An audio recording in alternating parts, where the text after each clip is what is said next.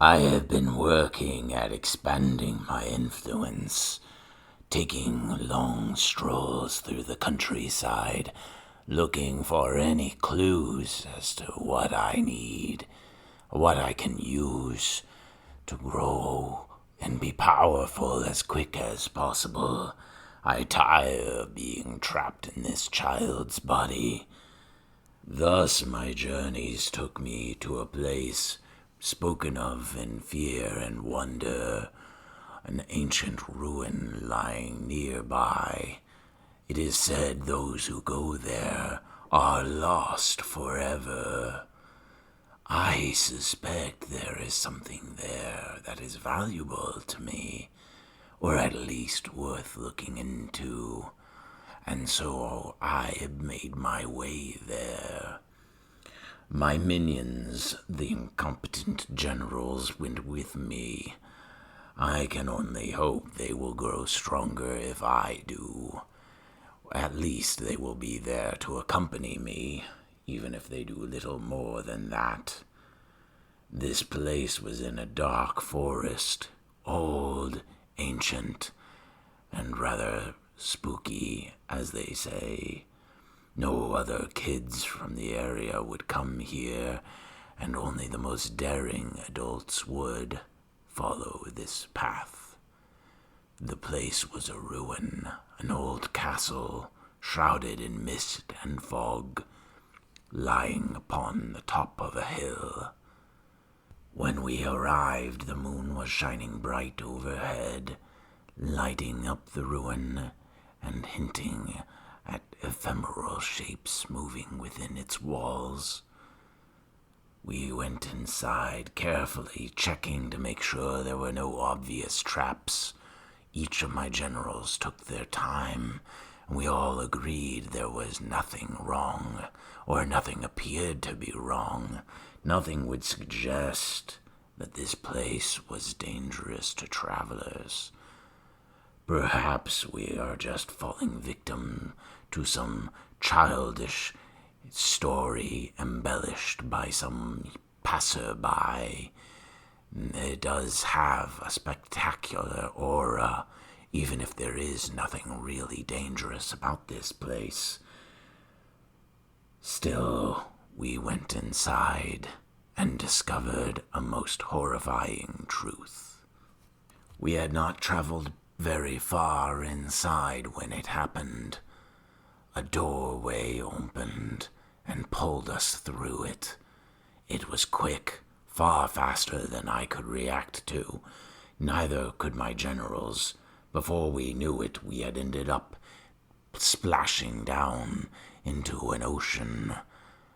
There was something off about it, though. The air felt different, older, more primal. I could tell. I could almost remember this place. The world had been like this once long ago, long before humans and elves walked the world. And I remembered a life lived here in this place. Still, it would do me no good to stay in the past. I would not want to repeat everything that I had gone through. My goal was to destroy the humans and end them once and for all, not to experience old memories and nostalgia. For a moment, I must admit, I struggled a little. I almost forgot how to swim. Ironic, really, and it would have been a truly horrific end, being reborn back into the cycle that I had been in, all over again, unaware that I had already lived so many lives. Fortunately, I recalled how to swim fast enough that I did not drown. My generals cared not for the water. One of them simply changed her form into something more appropriate for the water, and the others just float along like ephemeral ghosts, unaware or unbothered by this churning sea surrounding us. All I could think of is the creatures that lived here in this primal world. Where were they? And were they watching me? I would have to work carefully to make sure that I was not eaten by anything in this place. Many creatures here were large and voracious. The real problem wasn't just the creatures, though. It wasn't just staying alive. It was finding my way back to where I had come from.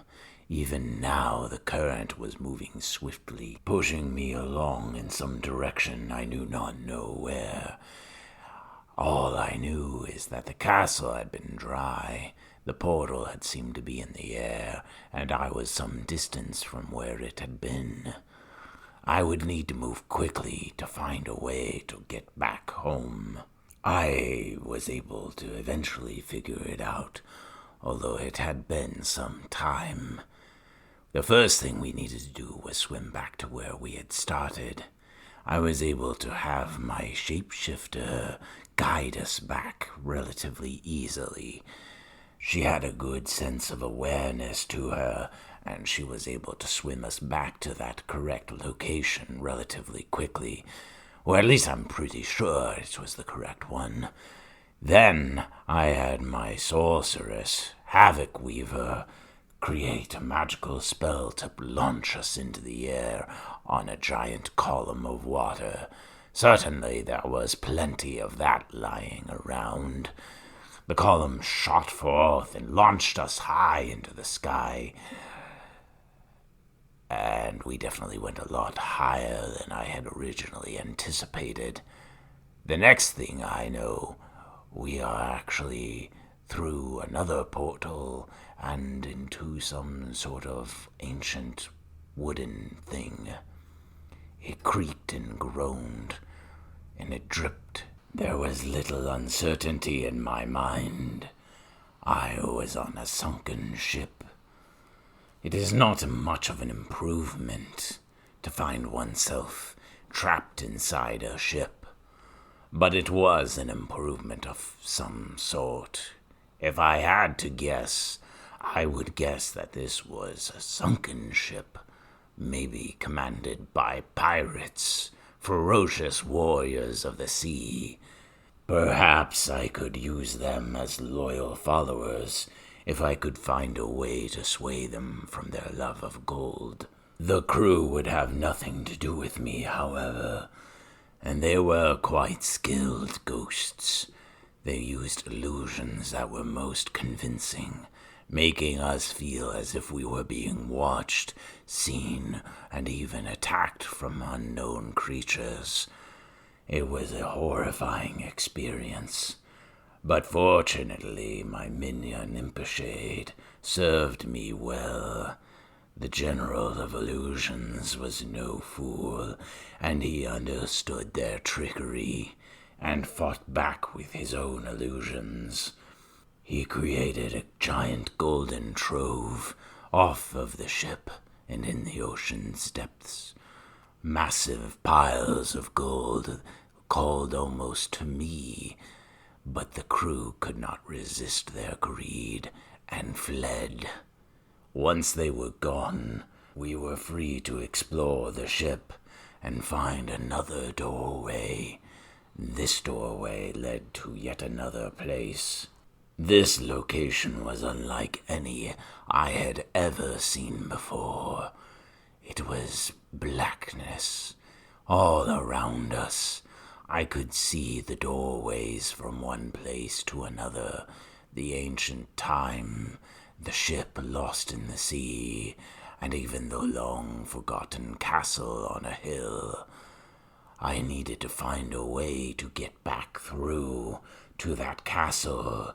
It was most important for me to do so. I could only think of one thing. I instructed my less than useful general, who was known for his brute strength, to smash his way through things, through the darkness. He did so, and it created an interesting effect. We were able to move freely in the darkness, but he did create a great deal of doorways like the ones we had first entered. I did not care about them.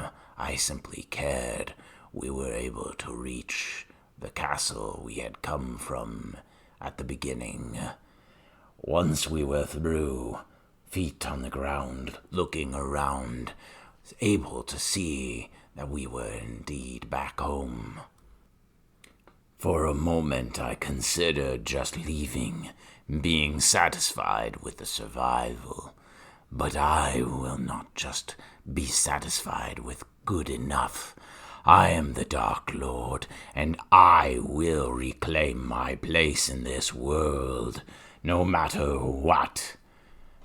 This place is a dark portal through time and space, and I could use it, perhaps to age myself, to grow bigger, stronger, and more powerful more swiftly, to allow me to ascend to my conquest of this world.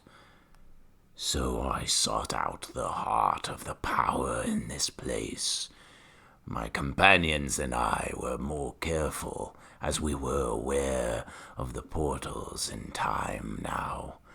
We carefully traversed the place, avoiding them, and there were many of them, no doubt due to my thuggish attempt to smash our way through the shadow world.